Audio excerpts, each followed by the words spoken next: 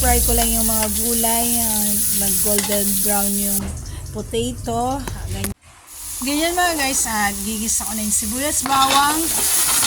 Pagkatapos na golden brown yung bawang, isunod yung sibuyas, palabas lang yung aroma nito at isisingkot siya ng konti yung karne ng baboy, lalagyan ng liver spread, tomato paste, tomato sauce, titimplahan uli ng Sprite, toyo, ganyan lang. At tapos nyan, igay yung mabuti yung sabaw nito, kumapit na yung lasa nito, yung nilagay kong broth na pinagpakuluan ko ng karne ng baboy, i-add ko dyan.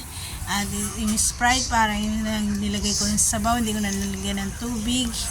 Ganyan lang. At pagkatapos, ilalagay ko yung panghuli, mga in-stir fry ko na mga gulay.